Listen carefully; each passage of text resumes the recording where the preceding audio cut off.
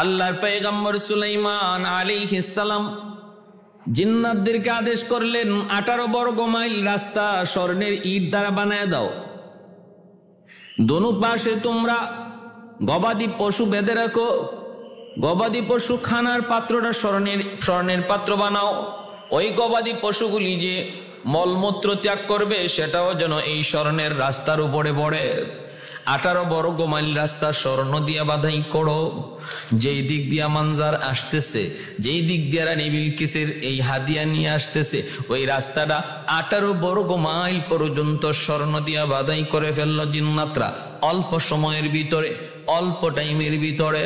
ভাইরা বন্ধুরা, আর নবী বলতেছেন 1000 স্বর্ণের ইট ওদের সাথে আছে। অতএব যেই জায়গায় ইট বিছায় রাখছো ওই ইট বিছানো জায়গাটা থেকে 1000 স্বর্ণ ইট, 1000 স্বর্ণের ইটের জায়গা ফাঁকা রেখে দিবা, যেন ওরা আসার পর ওরা ভয় পেয়ে যায়, ওরা যেন ভয় পেয়ে যায়, এরা যেন ভয় পেয়ে যায়। 1000 স্বর্ণের ইটের জায়গা কেন খালি? হায়, আমরা যদি 1000 ইট নিয়ে এখন সামনে যাই তাহলে তো রাজা সুলাইমান তিনি তো মনে করবেন আমরা ওইখান থেকে ইট চুরি করেছি। অতএব না, তারা ওইখানে হয়তো তাদের ইটগুলো রেখে আসবে। বুদ্ধি কত সুন্দর দেখছে। এই 1000 ইটের জায়গাটা খালি রাখো, ভয়ে ওরা তাদের নিজেদের আনা স্বর্ণের ইট এখানেই রেখে আসবে বলে আমরা যদি এখন এই ইট লইয়া যাই তাহলে আমরা চুরও হইতে পারি, কওয়া যায় না। ভাইরা বন্ধুরা, মানজার যখন আসলো আইসা দেখে হাই হায় হায় হায় রাস্তায় চটক মারে। ঘটনা কি? তামানা খাসা, কিন্তু গভীর ভাবে নজর করে তাকায় দেখে পাথরটা বের করে ঘষা দিয়া দেখি না না, খাঁটি সোনা, খাঁটি সোনা। এইবার মানজার চিন্তায় পড়ে গেল, হায় হায় হায়, যেই বাজার রাজার দরবারে রাস্তা স্বর্ণের ডালাই দিয়া করা হয় আর ওই রাস্তার স্বর্ণের উপরে গবাদি পশু পাখি তারা তাদের মলমূত্র ত্যাগ করে, তাহলে তার দরবারে মাত্র 1000 স্বর্ণের ইট হাদিয়া লইয়া যাওয়া কতটা বোকামি হবে? এটা বোকা ছাড়া কেউ করতে পারে না। মানজার কয় গয় রানী গো, তোমার মতো ফকিন্নি বুঝি আল্লাহর জমিনে কেউ নাই। কারে তুমি কি হাদিয়া দিতেছো? ও রানী বিলকিস, আজকে আমারও ইজ্জত যাবে, হক হওয়া যায় না, আমি আজকে বন্দিও হতে পারি। চিন্তায় পড়ে গেল মানজার। কিন্তু বাহাদুরি দেখাইছিল ওই কইছিল সুলাইমান রে গাছের সাথে জুলাইমু, কিন্তু রানী বিলকিসের ধমকে নীরব হয়ে যায় মানজার। এইবার সামনের দিকে আগায় দেখতে পায় হায় হায়, এত সুন্দর ইট বিছানো রাস্তা, স্বর্ণের ইট, কিন্তু 1000 স্বর্ণের ইটের জায়গা ফাঁকা। কে নিয়েছে? কয় আমি যদি এখন আমার ইট লইয়া যাই তাহলে রাজা বলবে এই ইট তুমি চুরি করেছো। আমার এত সুন্দর রাস্তার মধ্যে 1000 ইট গেল কোথায়? কইরে তাড়াতাড়ি এখানে রাখ, তাড়াতাড়ি ইটগুলা এখানে রাখ। কাফেলাকে বলল ইট এখানেই রেখে আয়, নাইলে চোর বা শাস্তি হবে। সুলাইমান নবীর দরবারে গেল, কয় না ফেরত যাওয়া যাবে না, একটু নবীর একটু দেখে যাই, লোকটার একটু দেখে যাই। সামনে গেল, যাওয়া মাত্রই আল্লাহর পয়গম্বর সুলাইমান আলাইহিস সালাম তারে ডাক দিলেন, মানজার এদিকে আসো। অবাক হয়ে গেল মানজার, জীবনে আমি কোনোদিন সিঁড়ি আসি নাই, কোনোদিন আমি এলাকায় আসি নাই, আমার নাম কেমন করে তিনি জানলেন? আমার নাম কেমন করে তিনি জানলেন?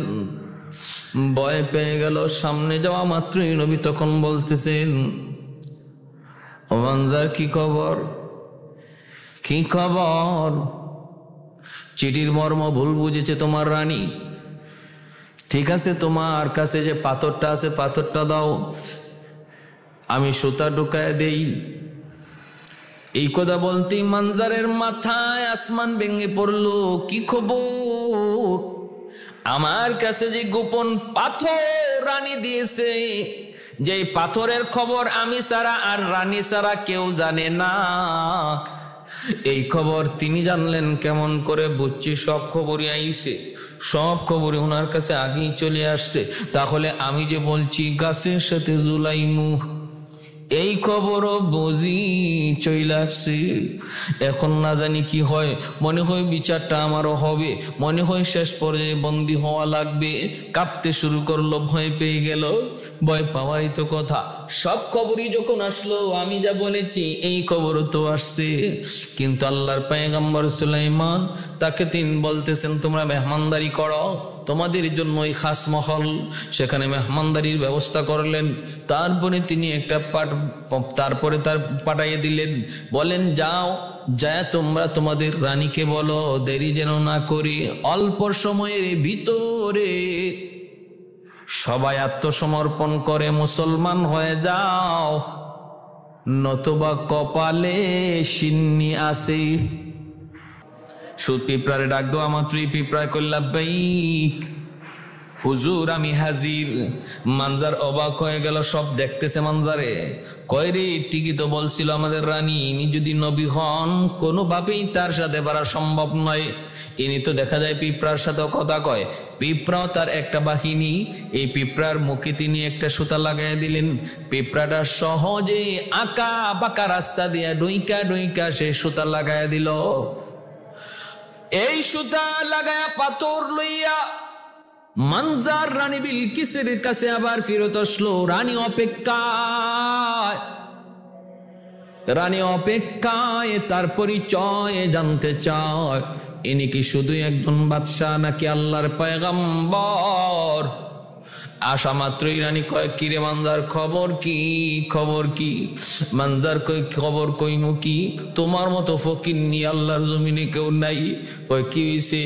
কয় হাতিয়া পাঠাইছে 1000 স্বর্ণের ইট, আবার প্যাকেটও কইরা, কিন্তু গিয়া দেখি 18 বড় গোমাইল রাস্তার স্বর্ণের বাধাই করা, আবার এর উপরে গরু ছাগল ইট। সামনে যায় দেখি 1000 স্বর্ণের ইটের জায়গা খালি। ডরায়া এখানে নিজের স্বর্ণের ইট রাইখে গেছি, কারণ নাইলে আমাদেরকে চোর বইলা আটকায় আমার তো পারে। এত বড় রাজ্য, এত বড় রাজ্য, এত বড় ক্ষমতা আমি দেখেছি তার। আর কি বলেছে? আর কে দেখেছ? আমার পাথর কোথায়? কই নেও তোমার পাথর। কয় সুতা কেমনে লাগাইল? কয় সুতা লাগাইছে পিঁপড়া। কও কি? বলে হ। ওগো রানী, শুধু মানুষ নয়, পিপিলিকা পর্যন্ত তার কথা শুনে তার কথা মতো কাজ করে। পিপিলিকাই সুতা ঢুকাইয়া দিছে। রানী তখন ভিতরে ভিতরে সুলাইমান নবীর প্রতি দুর্বল হয়ে গেল। দুর্বল হইছে তো হইছে, 100 নাম্বার মহব্বতের চিঠিতে 100 নাম্বার দিয়ে দিল। রানী বিলকিস আল্লাহর নবী সুলাইমান আলাইহিস সালামের মহব্বতে পড়ে গেল। বুঝেন তো? এইবার বলতেছে মানজার দেরি করে যাবে না, সম্মানী লোকের সম্মান দিতে হয়।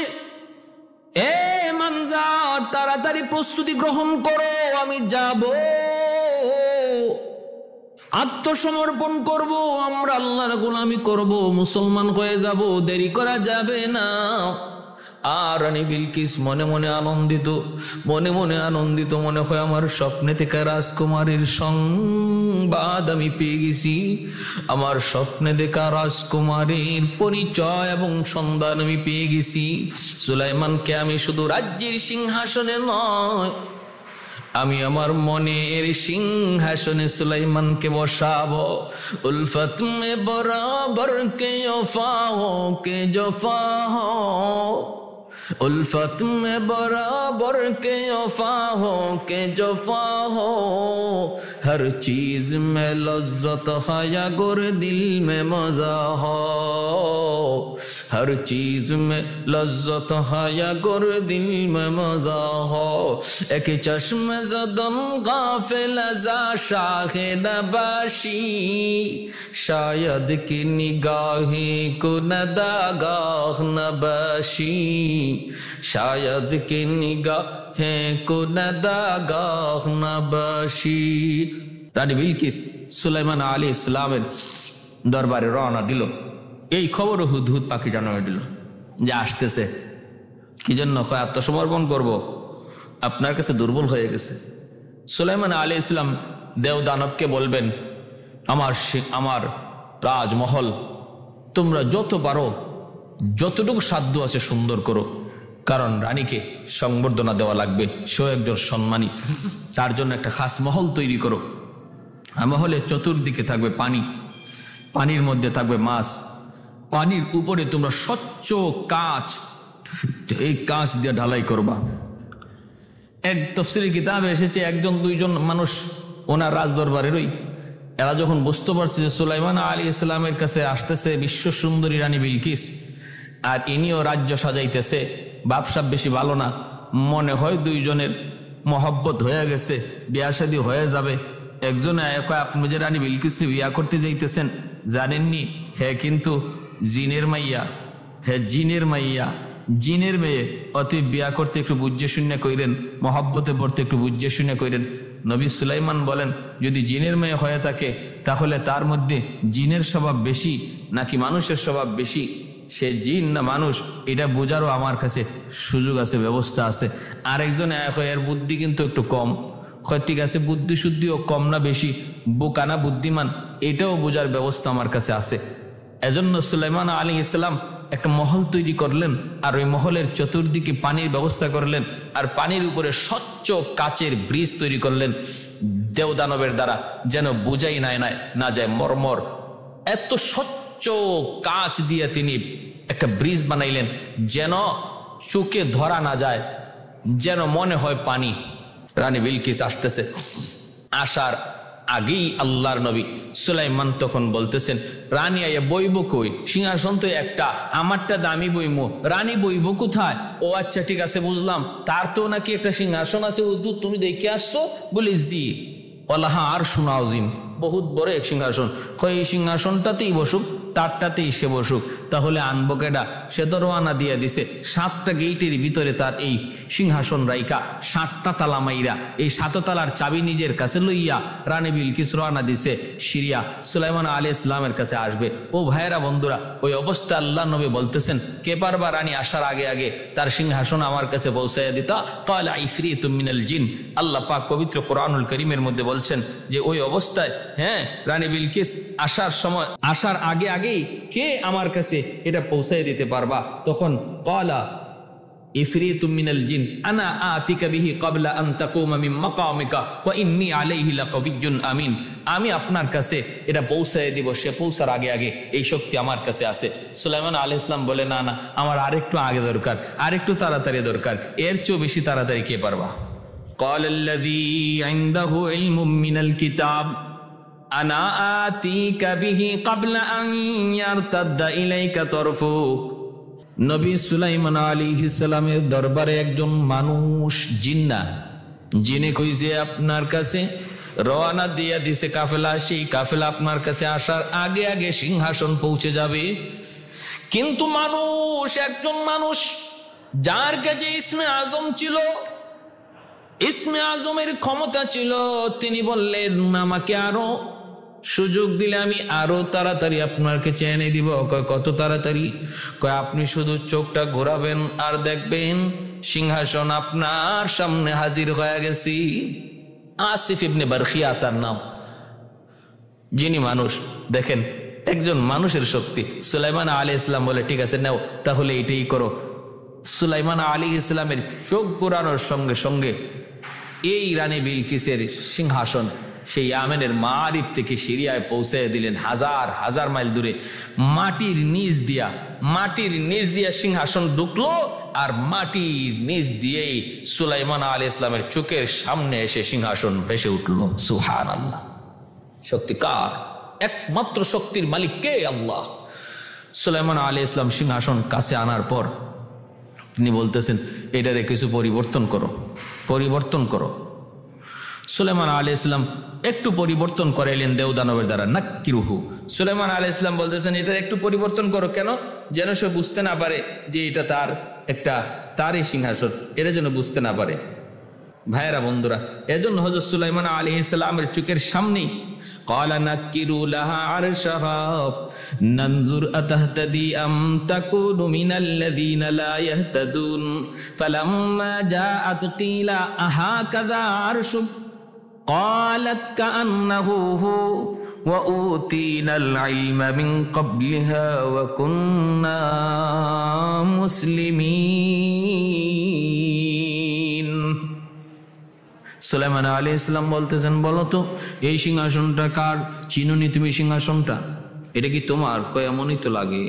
পুরা বলতেও পারে না যে এটা আমার, কয় এটা তো এমনই লাগে, কান্না হু হু এমনই তো লাগে। সুলাইমান আলাইহিস সালাম বুঝলেন যে যে কথা বুঝছিলাম শুনছিলাম বোকা না বুদ্ধিমান বুদ্ধিমতী, সরাসরি বলে নাই যে হ্যাঁ এটাই তো আমার সিংহাসন, অথবা অস্বীকারও করে নাই, না এটা কেমন করে হতে পারে, যে সিংহাসন আমি 7টা গেটের ভিতরে রেখে আসলাম এটা আবার এখানে কেমন করে আসতে পারে, অস্বীকারও করবে এমনও না।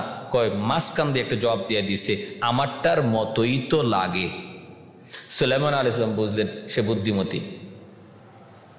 হ্যাঁ, এরপরে তিনি বললেন যে ঠিক আছে, তোমার খাস কামরার ভিতরে তুমি যাও, ওই যে মহলটা, ওই মহলটা হলো তোমার মহল। যাওয়ার সময় দেখে পানির নিচে দেখা যায় বিভিন্ন মাছ দৌড়াদৌড়ি করে। সুলাইমান আলাইহিস সালাম দেখতে চান যদি সে জিনের মেয়ে হয়ে থাকে তাহলে তার পায়ের মধ্যে জিনের পশম থাকবে। তখন পানিটা দেখা মাত্রই সে মনে করছে তো পানি। দেখবেন মানুষ স্বাভাবিকভাবে পানি দেখলে তখন কাপড়ে হাত দেয়। এই রানী বিলকিসও তার কাপড়ে হাত দিছে, হ্যাঁ, কাপড় পায়ে থেকে তার কাপড় একটু সরে গেল। সুলাইমান আলাইহিস সালাম তিনি বুঝে ফেললেন যে না, তার গায়ে জিন্নাতের এইরকম কোনো পোশাক না, জিন্নাতের পশম না, অতএব সে মানুষেরই সন্তান। আমার ভাইয়েরা বন্ধুরা, এই হলো একটা মত। কিন্তু আমি বলতেছি যে কথা, জিন্নাতের সুলাইমান আলাইহিস সালামের যে এই যে রানী বিলকিস, তার বাবার নাম ছিল সারাহিল, কিন্তু মার নাম ছিল মালামা, অথবা আরেকটা রাওয়ায়াতে রাইহানা। এই মালামা বা রাইহানা এটা কোন তফসিরি কিতাবে লিখছেন যে রানী বিলকিসের মা ছিল জিন জাতি আর বাবা ছিল মানুষ, আর তাদের সন্তান হলো রানী বিলকিস। এজন্য সন্দেহ ছিল রানী বিলকিস মানুষ না জিন। কিন্তু আমার যুক্তিতে ধরে না, আমার বিবেকে ধরে না। এখানে কিছু প্রশ্ন জাগে। প্রশ্ন হলো যে রানী বিলকিসের বাবা সারাহিল, সে মানুষ তুই জিন কেন বিয়া করবে? এর কারণ অনেক কিতাবে অনেক তাফসীরে লিখছেন যে সে তার অধিক সুন্দরী তালাশ করতে যায় সে পরীকে বিয়ে করেছিল, জিন্নাতের মধ্যে পরীকে বিয়ে করেছিল। কিন্তু আমি বলি শোনেন, পরী বলেন আর যাই বলেন, আল্লাহর কালাম বলে সৃষ্টির সবচেয়ে সুন্দর হলো মানুষ, এরপরে দ্বিতীয় হলো ফেরেশতা, তৃতীয় হলো জিন জাতি। অতএব জিন কখনো মানুষের চেয়ে সুন্দর হতে পারে না। অতএব এই যে কথাটা বলা হয় যে সারাহিল সুন্দরী বিধায় পরীকে বিয়ে করেছিলেন, এটা একটা ভুল কথা। মানুষের চেয়ে জিন মানুষের সুরত ধরতে পারে, কিন্তু প্রকৃত জিন্নাত কখনো মানুষের চেয়ে সুন্দর নয়। পবিত্র কোরআনের সূরা 3 মধ্যে দেখেন না, আল্লাহ বলেছেন লাকাদ খালাকনাল ইনসানা ফি আহসানি তাকওয়িম, মানুষকে আমি আল্লাহ সবচেয়ে সুন্দর করে তৈরি করেছি। অতএব জিন মানুষের চেয়ে সুন্দর হয় কেমন করে? এক। দ্বিতীয় কথা হলো, জিনের দ্বারা মানুষের গর্ভে মানুষ গর্ভবতী হবে কিনা, আর মানুষের দ্বারা জিন গর্ভবতী হবে কিনা, এটা অসম্ভব, হতেই পারে না। মানুষের দ্বারা কখনো জিন গর্ভবতী হবে না, আর জিনের দ্বারা কখনো মানুষ গর্ভবতী হবে না। যদি এমনটা হতো তাহলে আল্লাহর সৃষ্টি সম্পূর্ণ উল্টে যেত। কারণ জিন বহু জায়গায় বহু করে ঢুইকা বহু নারীর সাথে অন্যায় আচরণ করতেই পারে। তার দ্বারা যদি গর্ভপাত হয়ে যেত, গর্ভধারণ করতো কোনো মানুষ, তাহলে সৃষ্টির মধ্যে উলট পালট হয়ে যেত, এই সুযোগ আর এই শৃঙ্খলা আর থাকতো না। অতএব এটা অসম্ভব। সুলাইমান আলাইহিস রানী বিলকিসের বাবা মুসলমান আর মা পরী, এই কথাটা যদিও বলা হয়, কিন্তু বিজ্ঞরা এই কথাটাকে মানেন না, মাইনে নিতে পারেন না। সুলাইমান আলাইহিস সালাম যখন রানী বিলকিসে পা উঠাইল পানি পার হওয়ার জন্য, আল্লাহ নবী তখন বলতেছেন যে কাপড় সরাইতে হবে না, এর উপরে স্বচ্ছ কাচের ব্রিজ রয়েছে। তখনই সে সেজদায় পড়ে গেল আর বলতেছে যে না, আমার এবার বুঝ হয়ে গেছে আপনি আল্লাহর পয়গম্বর। 40 পুরুষ পর্যন্ত রাজ্য ক্ষমতায় আমার পূর্বপুরুষ, এমন ক্ষমতা কখনো দেখি নেই। এটা মানুষের কোনো কাজ হতে পারে না, এটা মানুষের কোনো কাজ হতে পারে না। এই বইলেই সাথে সাথে সে তওবা করলো এবং ওই তার এই মূর্তি পূজা সেরে সুলাইমান আলাইহিস সালামের কাছে ক্বালাত রব্বি ইন্নী যালামতু নাফসি ওয়া আসলামতু মা সুলাইমান লিল্লাহি রাব্বিল আলামিন, আমি আমার নফসের উপরে জুলুম করেছি, আমি সুলাইমান নবী এবং তার রবের উপরে ঈমান আনলাম। এতটুকু বলি আল্লাহ পাক রব্বুল আলামিন পবিত্র কোরআনের সূরাতুন নমলে সুলাইমান আলাইহিস সালাম এবং রানী বিলকিসের ঘটনাটা আল্লাহ পাক এখানেই সমাপ্ত করলেন। সিরির কিতাবে এবং ইসরাইলের আয়াতের মধ্যে আরো বিভিন্ন কথা রয়েছে। ভাইরা বন্ধুরা, সুলাইমান নবী বিলকিস রানীকে বিয়ে করেছিলেন। এরপরে তারে তিনি ওই তো ইয়ামেনের মারিব অঞ্চলে তারে তিনি আবার পাঠায় দিলেন, ওই জায়গার রানী বানায় তিনি পাঠায় দিলেন। সেখানেই শেষ পর্যন্ত রানী বিলকিস ছিল, তার রাজ্যেই সে রাজত্ব করত। কিন্তু সুলাইমান নবীর অধীনে, সুলাইমান নবীর আন্ডারে ভাইরা মাসে একবার তিনি ইয়ামেন যাইতেন, সেখানে 3 দিন তিনি থাকতেন। একটা সন্তানও হয়েছিল রানী বিলকিসের গর্ভে, সুলাইমান নবীর একটা সন্তানও হয়েছিল। এটা হাদিসে পাওয়া যায়, ইসরাইলি রাওয়ায়াতে পাওয়া যায়। এ যুবক, খেয়াল করে মনোযোগ দিয়ে শোনো, এই হলো আল্লাহর পয়গম্বর সুলাইমান আলাইহিস সালামের আর রানী বিলকিসের মধ্যে ঘটে যাওয়া মহব্বত, ঘটে যাওয়া সম্পর্ক, ঘটে যাওয়া ইতিহাস। ভাইরা বন্ধুরা, এতেই একটু খেয়াল করে মনোযোগ দিয়ে শুনবেন, আমরা একটু মনোযোগ দিয়ে শুনবো। তাফসীরে কিতাবের মধ্যে একটা আংটির কথা রয়েছে, একটা আংটির কথা। কি ছিল সে আংটির ইতিহাস? এ ভাই, এজন্য বলি সুলাইমান আলাইহিস সালাম তিনি সর্বদা তিনি যে দুনিয়ার বাদশাহ, এই কথাটা মনের মধ্যে কখনো তিনি রাখতেন না। আমার ভাই সুলাইমান আলাইহিস সালাম, একটু খেয়াল করে শোনো রে ভাই, সুলাইমান আলাইহিস সালাম তিনি যখন চিঠিটা লিখছিলেন, চিঠির প্রথমে লিখলেন আব্দুল্লাহ, তারপরে লিখছেন ইন্নাহু মিন সুলাইমান। বুঝাইলেন না আমি দুনিয়ার বাদশাহ সুলাইমান, এটা আমার বড় পরিচয় নয়, আমার বড় পরিচয় হলো আমি আল্লাহর গোলাম। আজ ক্ষমতা যে যেখানেই পাই না কেন, একটু মনোযোগ দিয়ে শোনো, ক্ষমতার বাহাদুরি করে কোনো লাভ নেই। সকল ক্ষমতার মালিক একমাত্র আল্লাহ। তামাম দুনিয়ার বাদশাহ হইয়া বিন্দু পরিমাণ অহংকার ছিল না। চিঠির শুরুটা ছিল আব্দুল্লাহ, আমি আল্লাহর গোলাম, এক আল্লাহর গোলাম, আল্লাহর গোলাম, এটা হলো বড় পরিচয়। এরপরে তিনি বিসমিল্লাহ লিখে শুরু করেছিলেন। এজন্য মনে রাখবেন, পবিত্র কোরআনুল কারীমের মধ্যে 114 খানা সূরা, এই সূরার মধ্যে 114 খানা সূরা বিসমিল্লাহ আছে, 114 খানা। কেমনে কয় সূরাতুন নমলের মধ্যে বিসমিল্লাহ 2 বার, একবার শুরুতে আর একবার হলো এই সুলাইমান নবীর চিঠির ভাষাটা আল্লাহ উল্লেখ করেছেন। তাহলে এক সূরার মধ্যে 2 বার, আর আরেকটা সূরা আছে পবিত্র কোরআনে সূরাতুত তওবা, সূরাতুত তওবার মধ্যে বিসমিল্লাহ নাই, এক সূরার মধ্যে নাই, আর এক সূরায় 2 বার। অতএব সব মিলে কোরআনে বিসমিল্লাহ এসেছে 114 বার। কতবার? 114 বার এসেছে। আমার ভাইয়েরা, এই ছিল হযরত সুলাইমান আলাইহিস সালামের সাথে ঘটে যাওয়া রানী বিলকিসের সংক্ষিপ্ত কিছু কথা। কিন্তু এই আংটির ঘটনাটা কি, আর আল্লাহ এই মানুষ জাতিকে দেবদানবের চেয়ে শক্তি কিভাবে বাড়াইয়া দিলেন, এমন ফেরেশতার চেয়েও মানুষ যদি সম্মান ইজ্জত আল্লাহ কেমনে বাড়াইলেন, আমরা ইনশাল্লাহ আংটির ঘটনাটা আগামীকাল শুনবো।